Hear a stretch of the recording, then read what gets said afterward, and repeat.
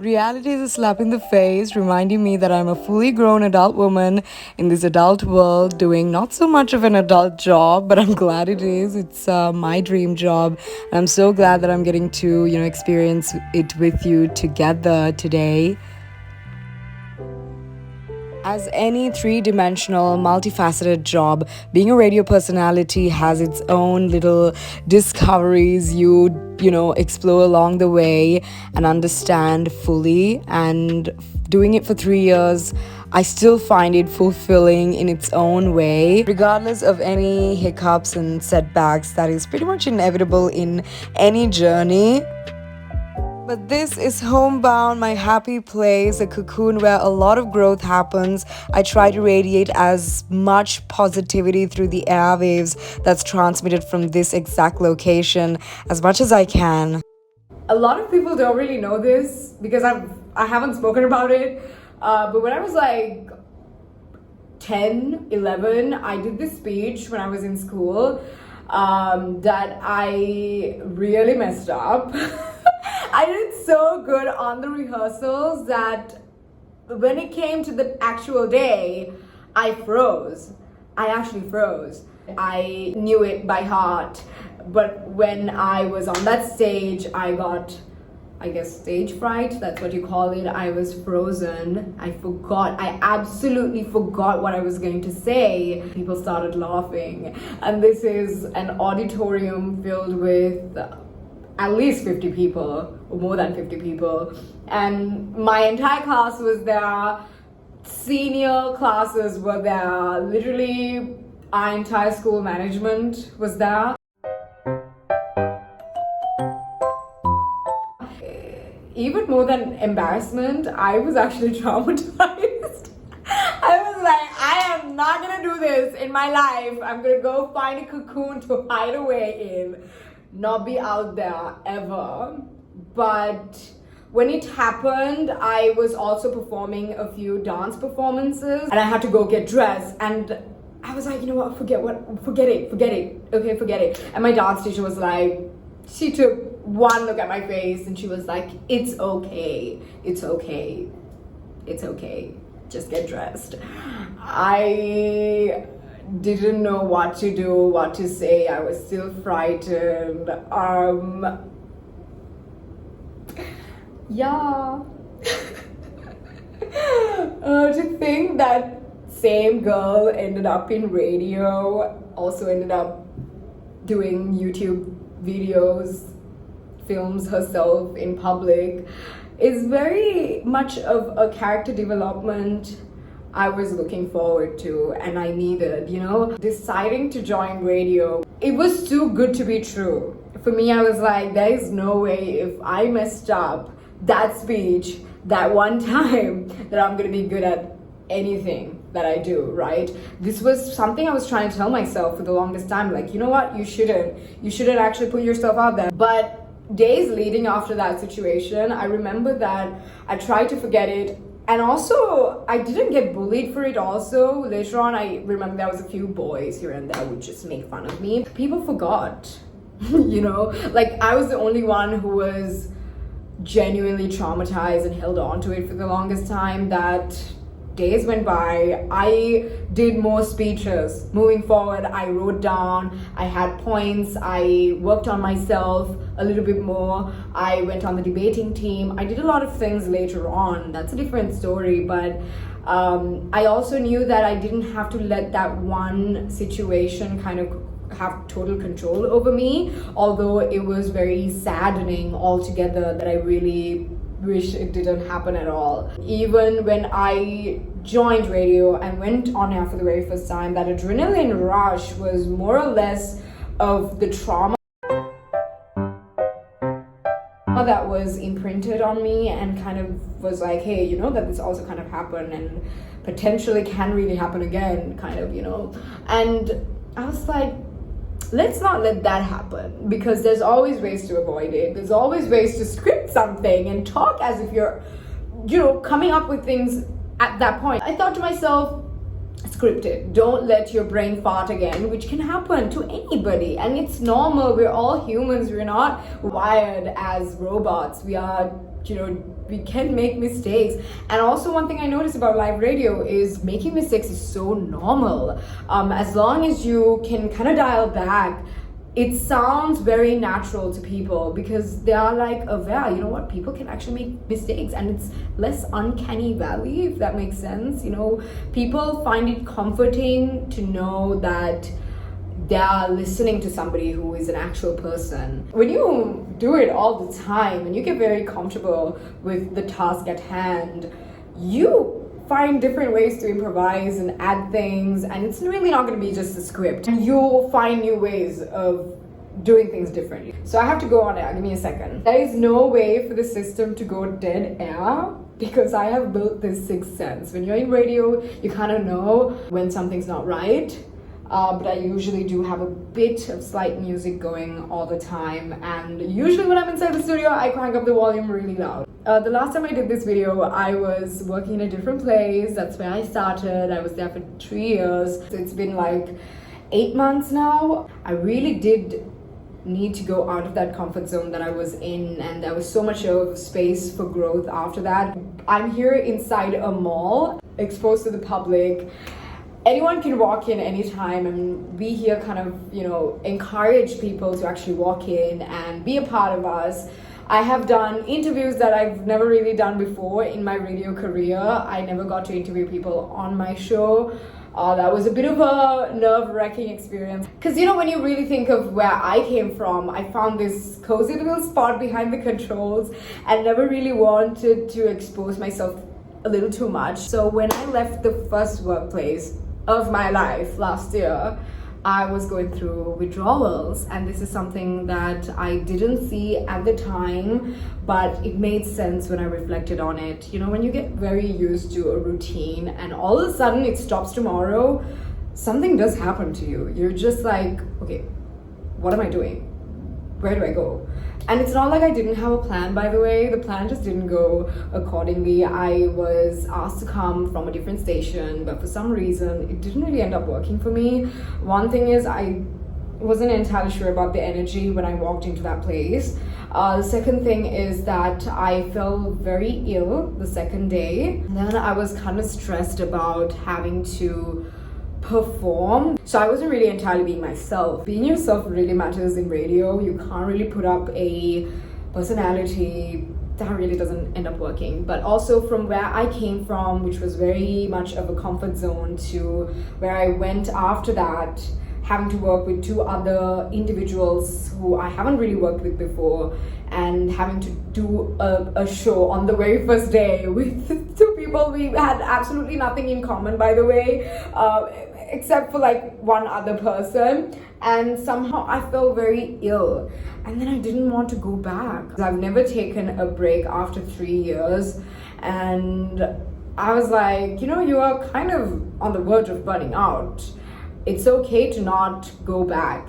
And I had my assignments due a week from that day, and it was really stressing me out.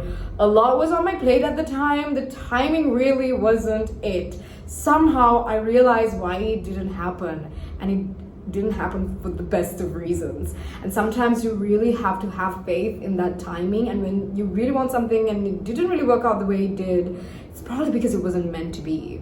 After that, I took my time for 3 months. I didn't really apply for any job. I really didn't end up applying to radio at all, actually, because I was like, you know what, maybe it's time to move on, which is okay. You know, I got reached out by Light, and when they did, I really wasn't interested. A few other stations approached me, but they were too far away from where I was living, and I just was like, you know what, it's okay, it's actually time to, you know, move on. And I was working on stained glass art, and I still am. I will actually start a series on that very soon as well. I was not sure about getting back. I was like, I have no good reason to come, but I'm so glad that I considered it, because one thing, it was part-time. I don't have to work the weekends, and I do the 10:30 to 2 p.m. slot. That's Office Invasion, that's my show. I use my own name, and that's something that was something I suggested, and they were like, of course. This wouldn't have been the case in my previous workplace. And also, What else? I get to have this space to myself. We're on the first level of a mall. So we have a salon and a shooting arena next to us. So today there was a guy who dropped by and he was so interested in how we have kind of utilized this little space to have a lounge area and a studio, right? So he also is working on his recording studio. He's partnered up with this artist. They're building a recording studio in Thailand. So he was like, you know, I came to Sri Lanka like last week and I just saw this and I was like, I need to come and see how you guys have done this space because I'm doing a space like this too. So I was like, oh my god, that's so interesting. And he shared a lot of details about his projects. It's so interesting to connect with new people, right? So since coming here, I feel like a lot of things have changed, especially the way that I do the shows as well. It has been more engaging because of certain topics that I would never have even touched if I was at my previous workplace, because usually you have to run by your manager with regard to what you talk, and usually it's very much controlled, whereas over here they have given you complete creative freedom. Obviously, you know, there are boundaries that you shouldn't cross, you know. I talk about a lot of things which I don't think I did when I was at that place where I scripted everything, but again didn't really talk about subjects. For some reason I only took like shout outs and dedications. I guess it's also a lot to do with myself as a person. The growth comes from you also, you know, that I know that I had a huge role to play also, and I was also very much comfortable where I was at, that I didn't really kind of try to even risk it, or I got very used to that format and didn't really do anything to break it. I have about like 3 competitions today on my show because Valentine's is underway, and we have like this cafe who's on board a nail spa who also offered me a few treatments today, so I'll be taking you with me to do that as well. So today's like an ideal day to take you with me because we're gonna do some fun things. When you know that this is the workplace, you have to come every single day. It's the same set of shops, it's the same set of things you see. It can get a little boring, but I always want to make the most of it and be grateful, because I do realize that it's such a blissful, joyful thing that I'm doing every day, coming here, expressing myself, doing what I love.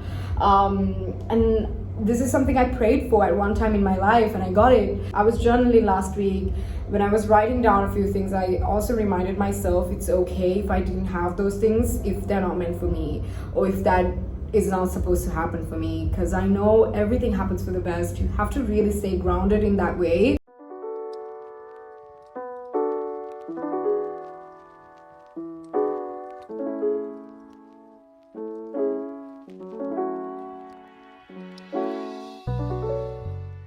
I've been given a playlist and the set of commercials that needs to be loaded right here. This keyboard is for that PC, which sometimes you play backup music from in case the system gets stuck, which doesn't happen a lot, knock on wood. But here are the faders. You have the 3 mics here. Currently it's played on Jazzler.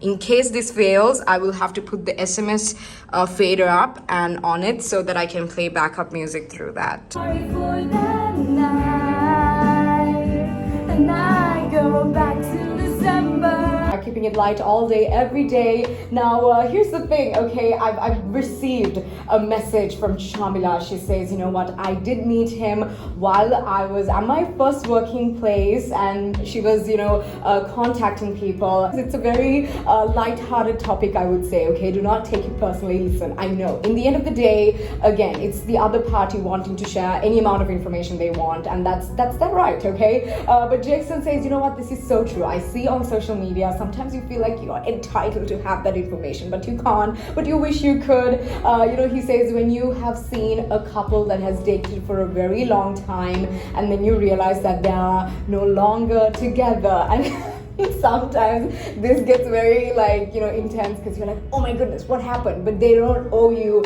any explanation, okay? But you're very curious because you've known them for a while through social media, I guess. But when it's just no longer the same, you're like, Okay, what really happened? A big shout out going out to the Vijay Ratna family tuned in as well. We also got Anthony. Hello to you. Wishing you a good afternoon as well. How's it going? How's your Monday? You can do the same 077 266 5566 now. Whoever who wants to walk away with a voucher worth 10,000 rupees courtesy of the Black Cafe and Restaurant, this is what you have to do. Make sure that you're following them. Comment a picture of yourself and your significant other, maybe on your wedding day, maybe on the day that you first met each other, on your first trip, whatever it is, a special moment of yours that you have captured. Post it up on the comment section on Facebook. That's all you have to do in order to enter. And today's question for you is quite simple actually, and is much on the same level as the topic at hand today. Is what is the most popular way to meet someone? If you know the answers, 077 266 5566.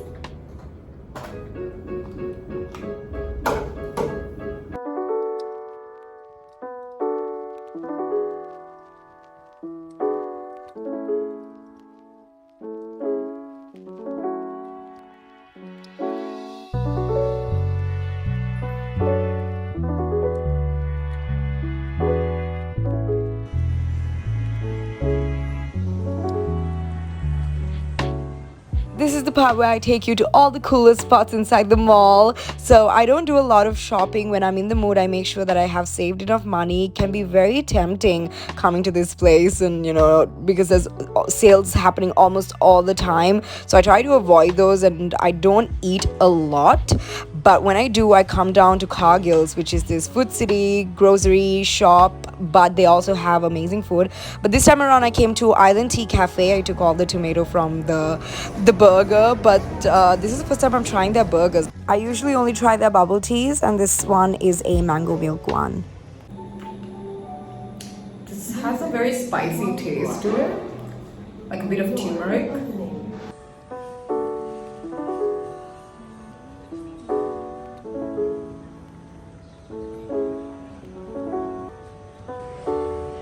It's finally time to get our nails done. The staff was engaged in pasting little hearts all over their store because it's Valentine's season, and there's a little banner of our ongoing competition as well. So they offered me a pedicure and a manicure. I thought of getting gel nails, but the last time I did it, my natural nails got so damaged. I thought of maybe doing it for a special occasion, but right now I just painted my short nails in like 3 different shades of pink.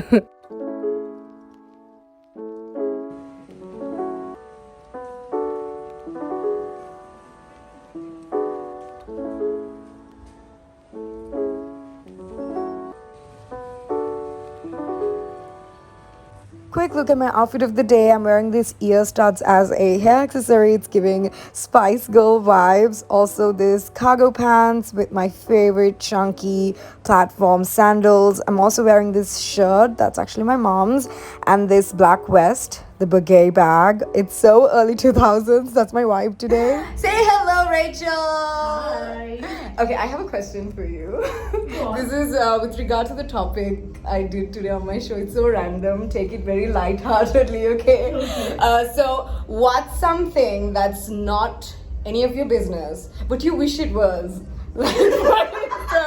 Like for instance, what you see on social media, right? Like you see people breaking, like you've seen this couple for a very long time and then they break off and you're like, what happened? They're not entitled to give us any information whatsoever, but you're like, no, I wish it was my business. Okay, I just feel like people need an explanation as to how they got rich so soon. Oh my goodness. That's the one I want to know. I'm like, how? How can you have that kind of a, spa day every day of the week? And how are you opening up so many shops? Exactly. Bro, where is the money? Who's buying your stuff? Actually, that makes a lot of sense.